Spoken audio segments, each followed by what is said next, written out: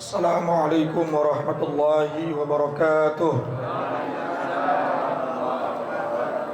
Ya Rabbi bil Mustafa balligh maqasidana waghfir lana ma madha ya wasi'al karami.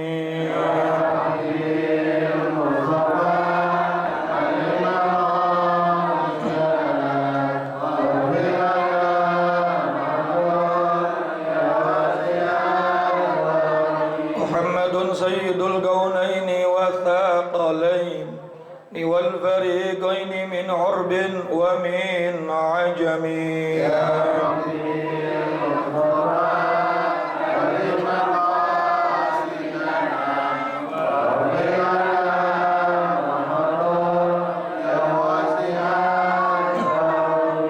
نبينا الآمر النهي فلا أحد أبر في قول لا منه ولا نعم يا رب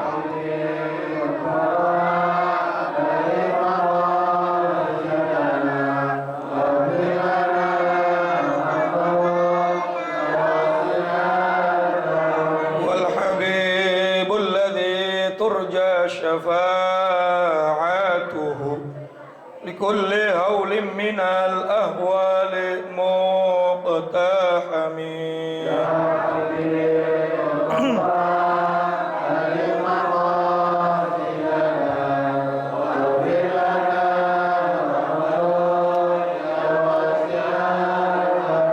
اللهم صل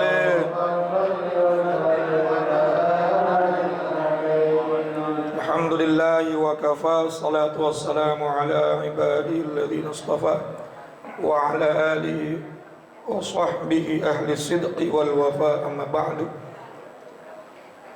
Hadratul Mukarram yang mulia, para alimul ulama, para asatidz, para guru-guru kita, wabil khusus Kiai Haji Muhammad Misjan, Kiai Haji Farah Furqan Mukarrabin Yusuf, Kiai Haji Ahmad Habibi Abdul Rashid Ramli.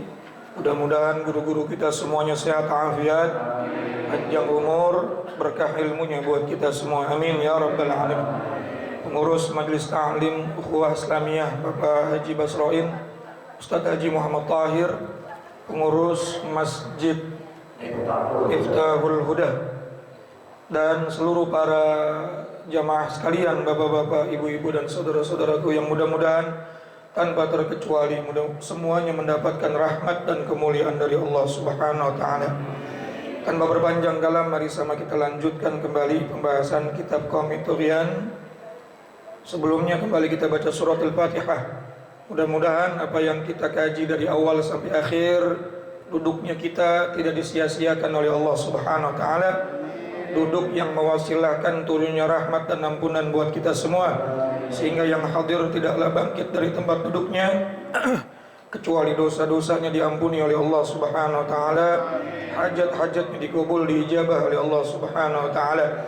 Ala hadhihi niyyah wa ala kulli niyatin salihah wa ala man nawa salafus salih wa ila hadratin nabiyil mustafa sayyidina wa habibina wa syafi'ina wa maulana Muhammadin sallallahu alaihi wasallam wa ala alihi wa azwajihi wa zurriyyati wa ali baitil kiram, khususan ila ruhi muallifil kitab Sayyid Syekh Zainuddin bin Ali al-Malibari al-Bannani, Sayyid Syekh Nawawi bin Umar al-Jawi al-Bandani, wa usuli ma furu'i mawdu'ul huquqi alaihim ajma'in, anna Allah yu'li darajatihim fil jannah wa yu'idu alaina min barakatihim wa asrarihim wa anwarihim wa ulumihim wa nafahatihim fid dini wad dunya wal akhirah, wa ila arwahi walidina wa abaina wa jami'il muslimina wal muslimat wal mu'minina wal mu'minat al ahya'i minhum wal amwat wa ila hadratin nabiyil Fatihah.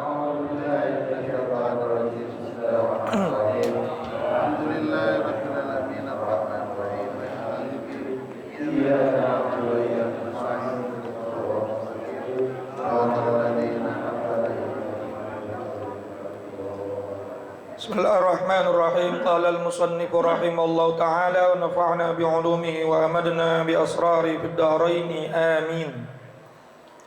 Halaman 98 yang paling bawah. Wasiat yang nomor 25 dari Arba'in, dari 40 wasiat yang harus kita jaga. supaya kita hidupnya selamat, berkah dunia akhirat. Tashkuru lillahi ala kulli ni'mah. Kita disuruh untuk bersyukur kepada Allah Subhanahu wa taala atas berbagai macam nikmat allati an'ama biha 'alaika, yang telah dikaruniakan oleh Allah kepada kamu. Sebagaimana firman Allah Subhanahu wa taala, la in syakartum la azidannakum wa la in kafartum inna 'adzabi lasyadid. Juga Allah berfirman, washkuruli wa la takfurun, dan hendaklah kalian itu bersyukur kepadaku, wa la takfurun, dan janganlah kamu mengingkari daripada nikmat-nikmat yang telah aku berikan kepada kamu. Bersyukur itu bukan cuma sekedar mengucapkan alhamdulillah. Bersyukur itu bukan cuma mengucapkan terima kasih. Tetapi menurut Imam Ghazali, nah Bapak juga bisa buka tuh halaman 34, itu pelajaran yang lalu, yang dulu di bab syukur. Asyukru yantazimu min ilmin wa halin wa amalin. Syukur itu dapat tersusun atau terhasilkan dari 3 hal, 3 perkara. Yang pertama ilmu wa halin, perilaku, wa amalin, dan perbuatan. Fal ilmu, maka adapun ilmu, yantazimu min ilmin. Fal ilmu huwa ma'rifatun ni'mah minal mun'im. Kita betul-betul mengetahui kenikmatan itu adalah pemberian dari zat yang memberikan nikmat. Sadar betul nikmat yang kita rasakan ini dari Allah. Betul-betul mengetahui kita bisa ngomong, bisa ngeliat, bisa bergerak, semuanya dari Allah. Sehingga tidak ada kesombongan dalam diri kita. Tidak ada keakuan pada saat kita sudah berhasil melakukan sesuatu, karena kita yakin semua nikmat itu dari Allah. Sehingga yang dipuji adalah alhamdulillah, segala puji bagi, bukan segala puji bagi Jaid, bukan segala puji otak saya, bukan segala puji perbuatan saya. Nih saya nih, aing. Betul apa kagak? Orang yang sadar 100% nikmat itu dari Allah, maka dia tidak akan pernah merasa sombong atas apa yang sudah dia lakukan. Karena dia bisa bergerak, dia bisa berpikir, dia bisa action, dia bisa melakukan apapun, semuanya minallah, dari Allah Subhanahu wa ta'ala. Sehingga ucapan alhamdulillahnya itu tulus. Yang dia puji hanya Allah, dengan ucapan alhamdulillahnya betul-betul tulus.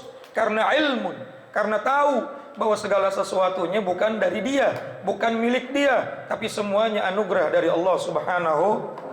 Saya mau tanya Pak, Bapak bisa melihat penglihatan yang ngasih siapa? Bisa ngomong yang ngasih pembicaraan siapa? Bisa bergerak segala sesuatu yang kita gerakkan dari tubuh kita siapa? Ketika kita akan melakukan sesuatu bisa berpikir ini dan itu, yang kasih pikiran siapa? Lalu kitanya di mana? Nggak ada sama sekali. Kalau kata Kiai Thohir, zong. Nih, tadi ditanya Kiai Thohir sama Kiai Misjan, kemarin mancing dapat apa? Zong.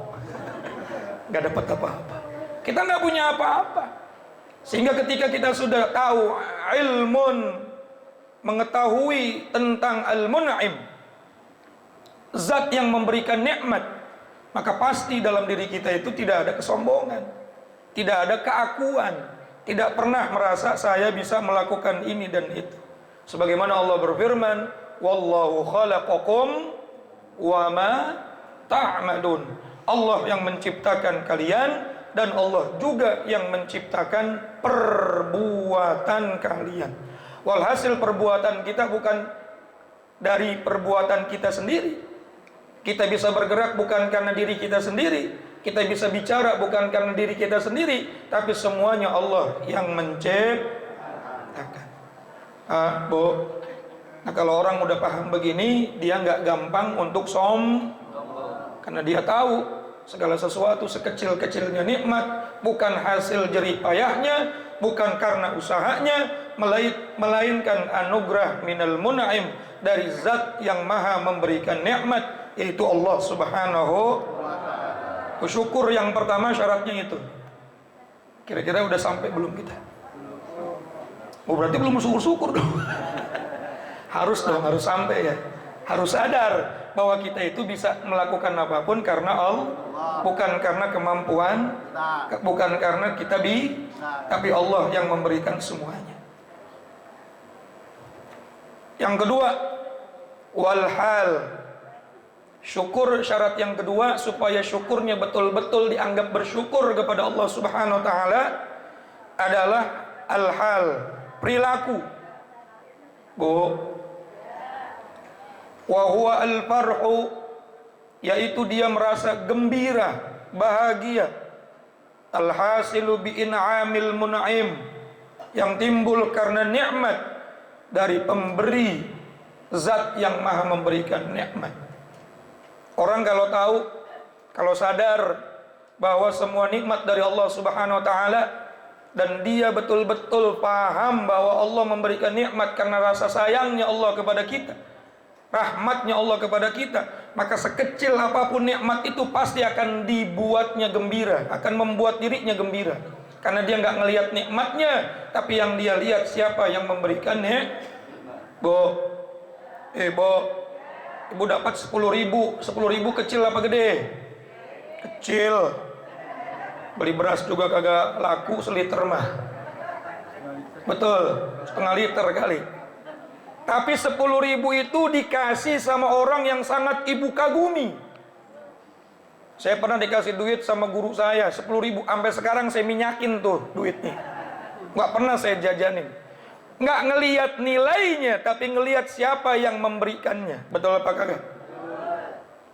Coba tuh anak-anak band kalau lagi konser, ngelihat artis idolanya cuma ngasih clipper gitar padahal harga cuma 5.000 perak.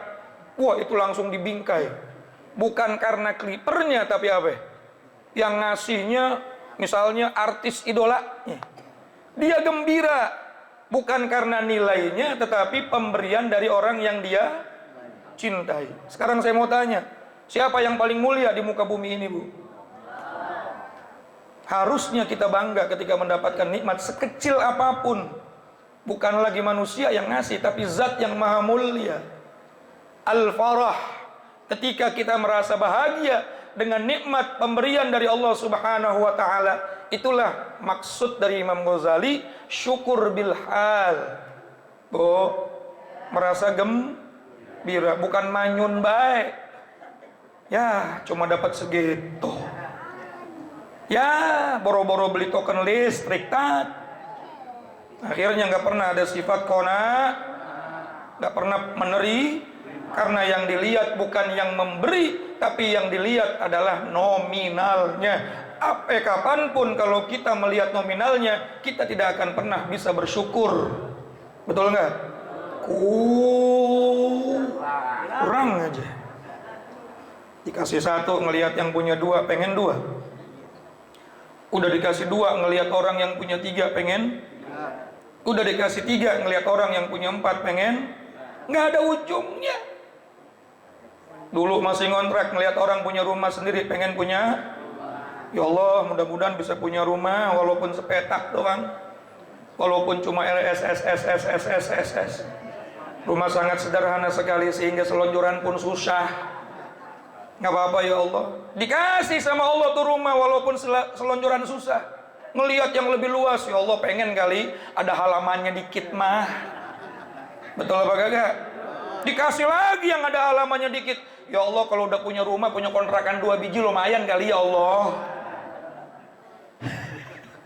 Dikasih ada kontrakannya. Ya Allah, cuma 2 biji mah nggak masuk modal ya Allah, nggak balik modal ini. Harusnya mah 10. Nggak bakalan ada habisnya kalau cuma yang dilihat nomi. Betul nggak? Apalagi yang dilihat orang lain mulu. Nggak bakalan kita bisa merasakan nikmat yang ada di piring kita kalau kita makan ngelihat piring orang. Betul nggak? Di piring kita udah ada dagingnya, ngelihat orang ada sambelnya, kurang nih sambel nih. Tambah lagi sambel, ke piring orang lain ada sayurnya, kurang nih sayur nih.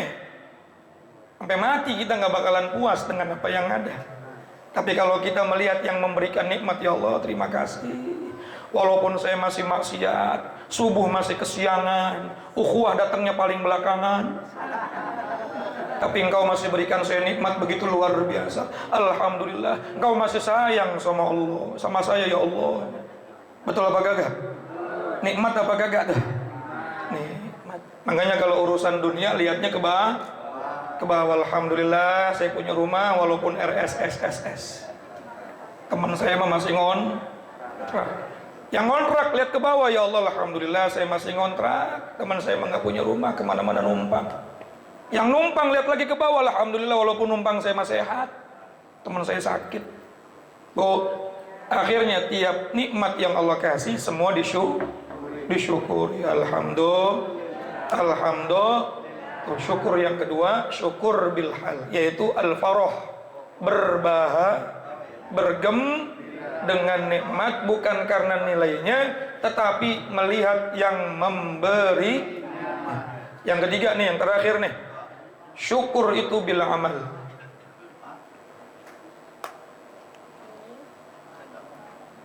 Dengan perbuatan. Syarat syukur yang ketiga setelah syukur bil apa tadi? Bil ilmi, kemudian bil hali, lalu yang ketiga bil amali. Syukur dengan perbuatan. Maksudnya apa syukur dengan perbuatan? Wa huwal qiyamu bima huwa maksudul mun'im. Dia berbuat dari nikmat-nikmat yang sudah diberikan itu sesuai dengan tujuannya sang pemberi nikmat. Kita dikasih sehat, dikasih akal, dikasih harta, tujuannya untuk apa? Allah Subhanahu wa taala memberikan kita semua nikmat. Illa liya'budun, kecuali hanya untuk menyembah Allah Subhanahu. Sehatnya dipakai sholat, sehatnya dipakai ngaji, duitnya dipakai sedekah, akalnya dipakai buat nuntut ilmu. Segala sesuatu yang telah Allah berikan digunakan untuk sebesar-besarnya melaksanakan perintah yang ngasih nikmat. Itulah syukur yang sesungguhnya. Sehingga para ulama jelas mengatakan asyukru hiya ta'ah. Syukur itu nggak ada lain kecuali taat. Syukur itu taat, selesai udah. Kalau dia cuma ngomong alhamdulillah doang nggak taat, kalau bahasa Depoknya nonsen,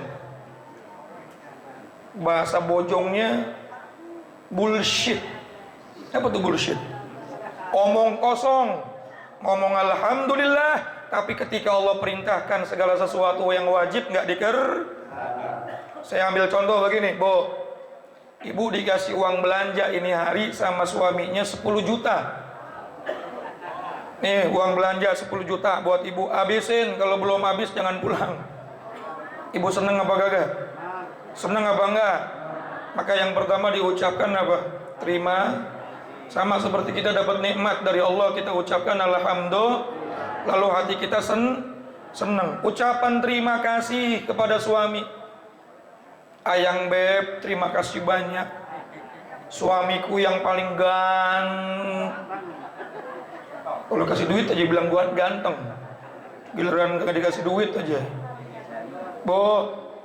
Abis muji abis-abisan sama suami, tiba-tiba suaminya nyuruh, ibu, istriku yang kucinta, yang paling cantik sedunia akhirat, tolong bikinin saya kopi yang paling mantep.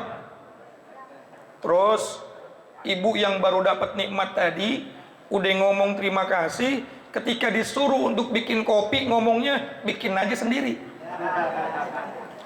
Atau ibu nggak melakukan itu, tinggal melengos doang tuh, disuruh bikin kopi tapi kagak Tuh kira-kira yang ngasih tadi duit 10 juta kesel apa kagak tuh?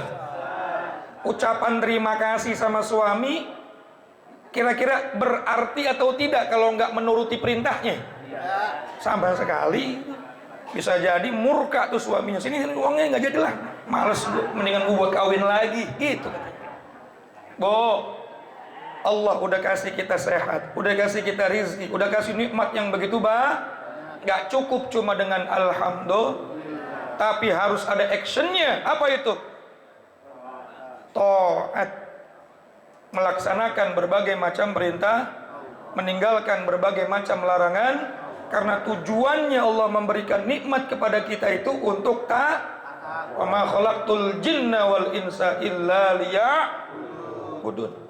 Oleh karena itu nggak cukup dengan alhamdulillah doang, nggak cukup dengan terima kasih ya Allah, apalagi habis dapat arisan, alhamdulillahnya medok bener tuh, alhamdulillah gitu katanya.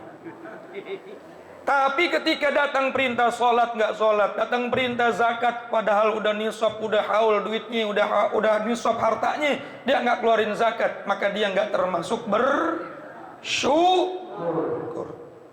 Kalau nggak termasuk bersyukur, apa kata Allah? Wala in kafartum, berarti dia kufur sama nikmat Allah. Kalau syukur kan Allah janji la azidan, akan ditambahkan dengan syarat yang 3 tadi itu. Bersyukur bil ilmi, tahu bahwa ini semua dari wabil hali, kemudian dia faroh, bahagia dengan nikmat karena yang memberikan nikmat, bukan karena nilainya nikmat, bukan karena nominalnya nikmat, tapi karena yang ngasih nikmat. Dia senang, kecil atau besar dia senang. Lalu yang ketiga bil amal, dia buktikan dengan maka dia sudah dianggap betul-betul bersyukur di hadapan Allah. Maka janji Allah, la azidannakum, Allah bakal tambahkan nikmat tersebut. Yang tadinya 1, gara-gara syukurnya kayak tadi modelnya, ditambahkan jadi 2. Sudah 2 karena bersyukur jadi 3, dan seterusnya dan seterusnya. Tapi sebaliknya, sudah dikasih nikmat, boro-boro syukur dengan amal, seneng pun enggak, yang ada boro-boro seneng, ngomong alhamdulillah aja kagak.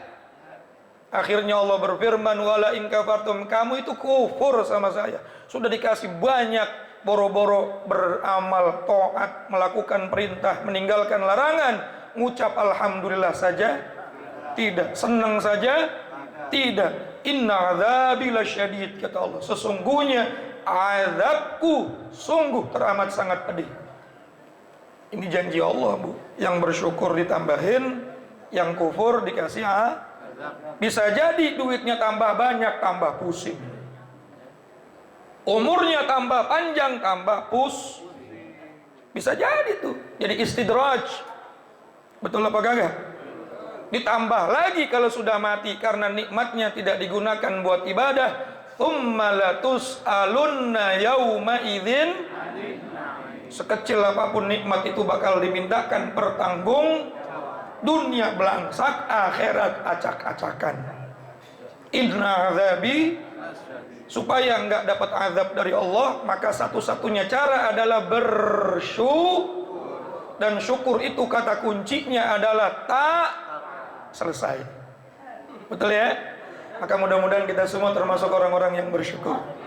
Bukan cuma ngucap alhamdulillah, tapi kita betul-betul senang, bahagia, sebesar apapun, sekecil apapun, karena bukan nikmatnya yang kita lihat, tapi zat yang maha memberinya. Kemudian kita buktikan dengan perintah Allah kita kerjakan, larangan Allah kita tinggalkan. Maka itulah sesungguhnya orang-orang yang bersyukur. Kalau sudah bersyukur, maka nikmat-nikmat akan ditambahkan. Sebaliknya, kalau kita kufur, inna azabi, mudah-mudahan kita semua termasuk orang yang bersyukur sampai kita mati dalam keadaan husnul khatimah. Kurang lebihnya mohon maaf. Assalamualaikum warahmatullahi wabarakatuh.